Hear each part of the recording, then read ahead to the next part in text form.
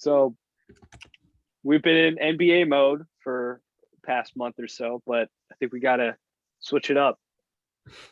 It happened.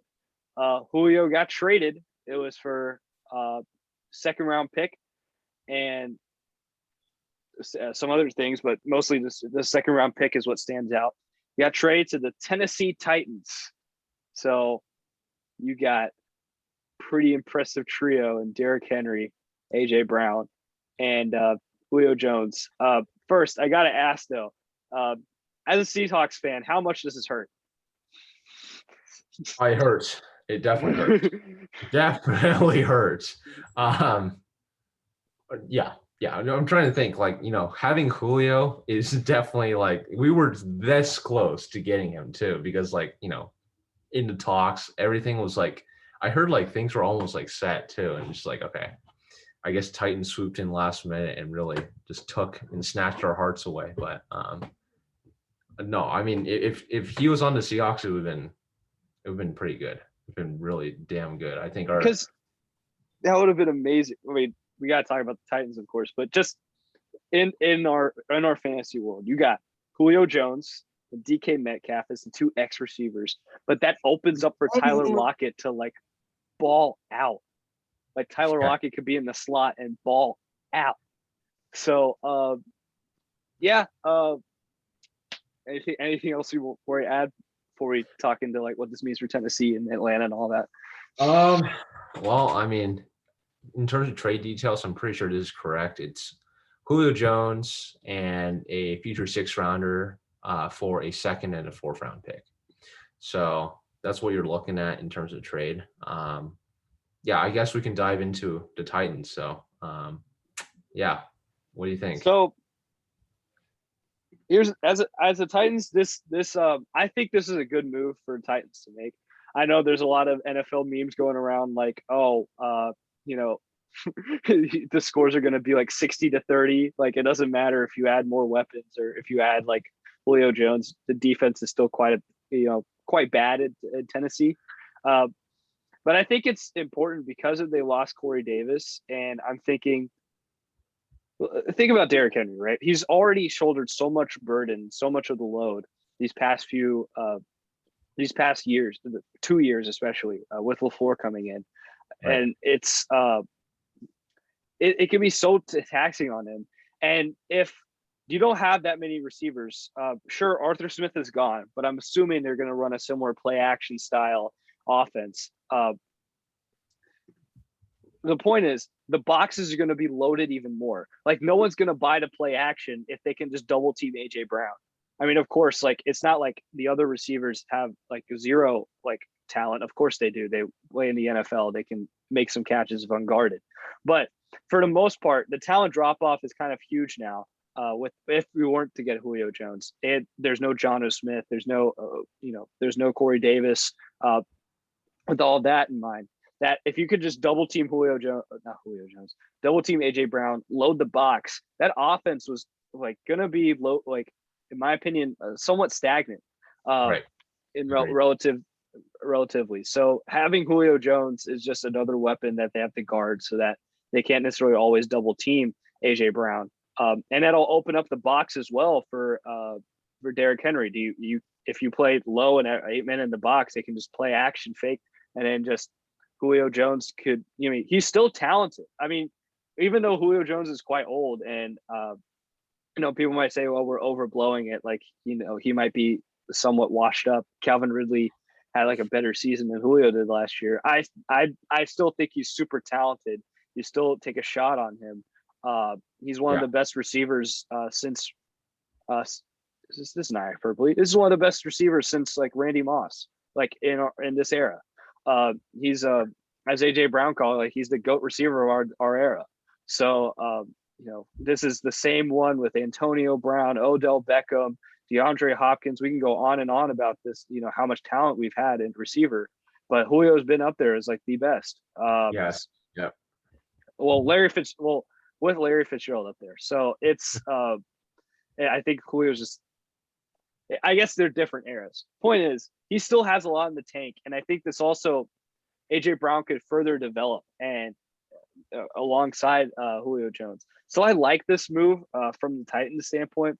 There is one thing that's kind of interesting is that Arthur Smith kind of implanted this offense in Tennessee, and what like he would send Julio Jones there. It feels like if it's you're looking at competitive standpoint, maybe as you know, as the coach on the other side of the trade, is he thinking maybe they don't need Julio Jones as much, like he won't be as valuable as they think he'll be, because you don't want to trade him to a team, of course, that can really use him and like really make him pop off. Because if you're doing scouting, you don't want to, give away a weapon that could bite you in the ass. So I feel like him giving it to Tennessee, not him, but like the Falcons giving Julio Jones to Tennessee in exchange for these picks, it's possible that maybe he believes Julio Jones will be that great in that offense. So maybe he knows more about Julio Jones and how that offense will work than we do. Because honestly, on paper and looking back, I think this is great. I think if it's just a second round pick, take it. I mean, I think this is an A plus for the Titans. Yeah, I think so too. I think, regarding the Falcons, I guess like the main thing is just to trade them out of the conference preferably, and they did that. So, trade them to the Titans. And so it is interesting you bring up the Arthur Smith point and all that. I think, honestly, it's like, you can get probably a year or two out of Julio still. And that's basically all you need. Really. It's like the Titans are at this point. It's like, if you really think about it, they should be just going for it all. I mean, Derrick Henry is getting up there in age. AJ Brown's still young, yes. Well, I guess in running back years, he's still young. It's just in running back years. Running back years, right. And it's like, as much as I feel like running backs are, you can replace them and still be very solid. There are not very Derrick Henrys that come along in terms of running backs. He is a rare running back in terms of, elite running backs. And then I guess like my question just be like, when it comes to Julio coming to Tennessee, would there be anyone questioning what Ryan Tannehill would be doing, and how well he can play? And honestly, my answer to that is no, because I feel like Ryan Tannehill, actually, he's been playing very well in Tennessee, and I think he's been every bit as competent in some ways as what Matt Ryan has done in Atlanta. I guess my only concern would just be the very deep ball. Would that be something that, Ryan Tannehill can do at a very, very good, consistent rate that I think that Matt Ryan has done well throughout his career? Would that be any kind of concern? But other than that, I think, Ryan Tannehill shouldn't be questioned as that much. That is something that I would think about, but I wouldn't question. I mean, I wouldn't be too concerned about it. I mean, he was up there, as far as pedigree and draft talent, he was up there for yes. I mean, similar reasons like that, right? So it's not like he isn't talented. It's just it took him a while. He came to an offense now that he's working in the system. It's great. If we don't have this, we always play this caveat that it's the Arthur Smith offense and it's great play action numbers. But if you just take that aside, just look at his numbers for what they are. And if let's say you just renamed, you just put Russell Wilson instead of Ryan Tannehill, you'd be thinking, oh my gosh, this guy, he's so great. My goodness. Right. He's an amazing quarterback. Maybe is he top 5? We'd be putting him in these. Of course we don't, because we have we've seen what Ryan Tannehill has done, and we know this is a lot of it is based on this play action style. Arthur Smith, what he's done there is remarkable. Yes. So I guess, I think it'll be fine. I still think, the deep ball wouldn't be too much of a concern for me. And I don't know how much. I guess I'm putting a lot into that. I think this offense is going to be very similar to that offense that Arthur Smith brought in. Also, because a lot of the NFL offenses have adopted this play action heavy, run first play action heavy type offenses. We think of Minnesota, we think of Cleveland. I mean, of course, the first ones are like Kyle Shanahan and Sean McVay. I mean, they all have different variances of it, but it's all Yeah. the similar type structure. So I guess that's why I'm not too concerned about how the offense looks without Arthur Smith, because I think he just put in the seeds, and they're, whoever steps up as I don't know on the top of my head who's now the new offensive coordinator, but I think it'll be similar styles and there won't be too much of a drop off. So, I mean, of course, just think about it this way: even if Julio Jones is going up in there in age, right? Let's just take the straw man argument. Julio Jones, is going up in age. Maybe he's not as great athletically. He can't run as fast. Then if you treat him the same way you would treat Corey Davis, right? Right. He's just an upgrade on that perspective. And if you just run it Big back upgrade. on that, Yeah. just run it up back on that. I think it's just better. And sure, they don't have Jonnu Smith. One might say, so that's another weapon you might have to take into account. But I think this is a good job on offense. I think you are right, though, that they should be going even more, in a ways, all in. Especially, I'm just confused as to why, like, defensively, Yeah. they don't really do more. To maybe because they learned a lesson, or they're smarter than us, and they saw that Jamal Adams trade and was like, we're not doing that. But Rip. yeah, but I mean, I don't know if Jalen Ramsey's able to get traded for that haul. Like, I don't know, maybe these guys should look into something like that too. As far as the Tennessee side's concerned, do we want to move to Atlanta? What are our thoughts on that? Sure. So, I mean, this had to be done. I mean, we know for context, we all know how this is kind of brought about. First, it was supposed to be, or it was reported as the Atlanta Falcons don't have a lot of cap room. They need to make some economic decisions. Julio Jones is getting up there in age. May trade Julio Jones. We were hearing about this before the draft and all of that, and this being more like a front office decision.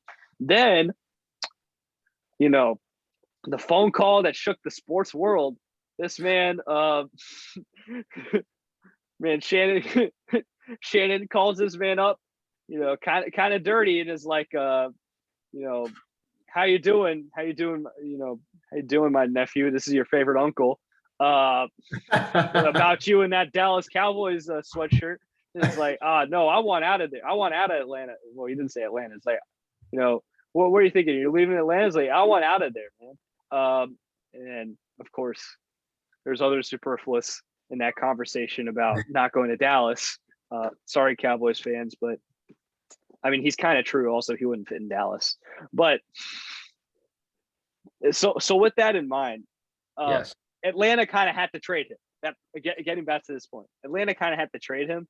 I still think it sucks because, I mean, Calvin Ridley's great, and who knows, Kyle Pitt could be one of those great talents. One of the Travis Kelce types, George Kittle type talents. In the NFL. Yeah. His game is, he could just play wide receiver and he'd still be one of the great wide receivers. He would still be a good wide receiver. Just read, instead of put TE, put WR. It would just be nice to have Julio alongside them. And the fact that although Arthur Smith is there, that their running back situation isn't that great. I'm a little concerned about this offense. The fact that the running back situation isn't that great. Sure, Mike Davis is good. We shouldn't be discounting him, but I don't know. It just feels kind of rough. Like, I guess they're assuming Calvin Ridley can take the AJ Brown mold. And I mean, I guess Russell Gage, like, they have solid, wide receivers, and Matt Ryan's a good quarterback. But I mean, we'll see. I also heard that, like, this might be just me misremembering, but before the draft, Arthur Smith was like, no, if I was supposed to come to a job that was rebuilding, then they hired the wrong guy. So he's full in, like, win now mode, or like they want to win with Matt Ryan. So with that in mind, it's kind of rough that this happened. Yeah. And defensively, we all know, or football fans know, that the Falcons haven't been great defensively, at all. quite bad. That might be Dan Quinn problem. Who knows? Maybe it gets better without Dan Quinn, but they have a defense problem, and this doesn't necessarily help in that front. As someone who was always relatively high on Atlanta for some damn reason, like that 2016, like that Kyle Shanahan year just imprinted. And then I think about like every 2 years, like they were like the number one seed in the in the NFC. Like, you know, they lost to Rodgers when he won that Super Bowl in 2010. Of course, the Kaepernick that NFC Championship game, 28-24. Try to remember what year that was. I think it was like 2012, 2013. Yeah. So, and then the Kyle Shanahan year, right? They've always had like every now and then their defense hasn't been great, but their offense is so good. And then Matt Ryan has so much talent that they all have so much talent around them that they can do something with it. I'm always so high on them, thinking they could return the back. They can have easy schedules. They'll get back to that point. I think I just got to divorce myself from that mentality because, yeah, this is rough. I don't think I'm going to regard them like that because every year I usually put them in that conversation. But without Julio, sure, Kyle Pitts might be a great tight end, but I just without Julio, it sucks. Yeah. The only thing I'm surprised about, and I won't add too much more, is that surprised a little bit that Atlanta didn't get a first round pick back. I think it really hurt them when Julio actually said like I'm out of here. That really undermined their leverage, if any leverage they had in terms of just like trying to trade him to any team. Now that you're forced to trade him, offers packages go way down, and they weren't able to secure a first round pick coming back, which does suck for them. Like a second and fourth, I think Tennessee definitely like that's more than justified for them just to take a chance on Julio. And so for Atlanta though, it's just like, well, it's going to be quite tough. Like just like really just like having a massive void right there. All those target shares just gone basically. And you could say next man up. And like you have Kyle Pitts coming in, but again, these guys like tight ends, right? Traditionally they take a few years to develop.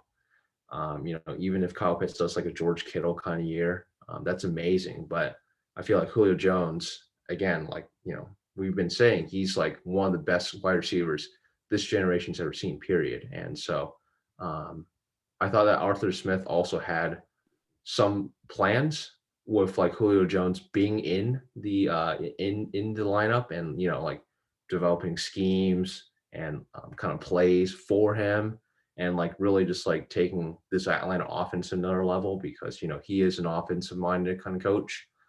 But at this point, it's more like, what can we do to mitigate the gap that Julio Jones has left?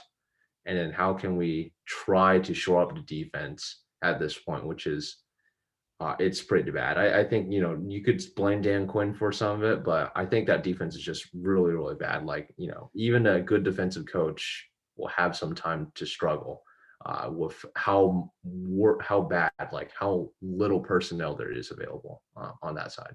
So I will say though, they did get somewhat better last year on defense. a little Once Morris became the interim head coach. I mean that I remember that game where the Raiders collapsed, the start of their end of season collapse. They got blown the hell out by Atlanta, but it wasn't like an offensive blowout. It was more of a defensive blowout, like defenses forcing turnovers and all of that. And there's that game against the Falcons, not Falcons. They are the Falcons. That game against the Chiefs when they got that was quite a nail biter. The Chiefs barely won that. Like if Younghoe didn't miss a field goal, which he was automatic throughout the year, that kicker didn't miss a field goal, they would have won. If I'm not mistaken, it's been a while. But so I mean that defense stepped up. So we'll see if that continues. I guess they just need Dan Quinn to get out, but who knows? We'll see. Again, that's all we can do. We'll see. That's all we can see. do. Yeah. I will say, quick.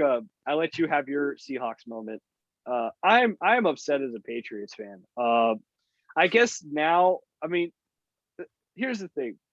Objectively, we shouldn't be like using all of our draft picks to, or using like going all in and like using draft picks to get players. Like we shouldn't be going all in because Mac Jones is so young. But if Belichick is as hurt as he says he is by this, or has been reported to be by the lackluster season we had last year, the losing season we had, if we don't want this to happen again, at a place of mediocrity, we want to compete. We want to get up there, AFC East champions, like we usually are. Let's say if we wanted to do that, I still don't like our receiver core. We don't have a solid X wide receiver. We don't have a solid X outside wide receiver. And we could have used Julio. It would have been great. He could have been a similar type. I'm not saying it would be, but a similar like Randy Moss type role he could have had in this offense. Yes. Right. And then you could have had, I guess, Aguilar as your slot. I don't like him, but I'd rather have him as a slot than an X receiver. I'll tell you that much. Yeah. So Jacoby Myers, and I guess in their scouting, they're thinking Jacoby Myers, we're super high on this guy, that he can do a good job as the X wide receiver, which I think that's fair. And maybe they're burnt by trading a second round pick to Atlanta for freaking Mohamed Sanu. I was so high on this, like thinking, oh, we got 3 quarterbacks now. We got Tom Brady, Julian Edelman, and Mohamed Sanu. We got 3 quarterbacks. God, that's things that work out that well. Terrible mistake. That was a big GM mistake from Bill Belichick. I'll admit that. So maybe they didn't want to get burnt again by giving the.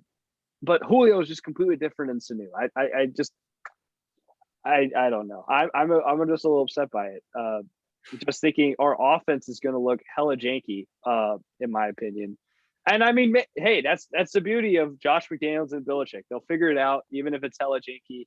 I mean, the 2 tight end sets we've used before, of course. I mean, 2011. But even beyond, like after that, like Martellus Bennett, Rob Gronkowski, Aaron Hernandez, Rob Gronkowski in 2011. But like we've used two tight end sets a lot, and we're returning to that mold. So maybe that's something, going more run heavy with a plethora of running backs.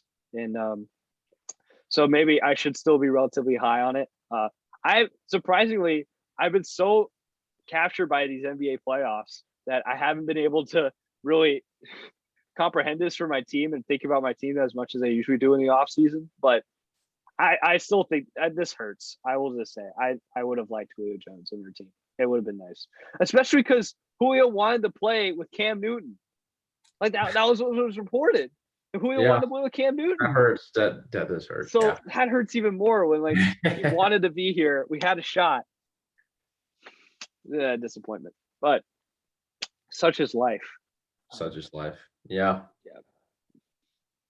So that's some news in the dead winter of the NFL hot off season. Nothing much going on. I mean, we haven't heard anything about Aaron Rodgers. I think he's going to stay. Nothing's going to happen. Probably at this point, yes. So maybe not much NFL news for a while. We'll see. All right. End of segment. This is weird ending. All right. This is live, guys. We're all doing this, man. We're all doing this on the fly. All right.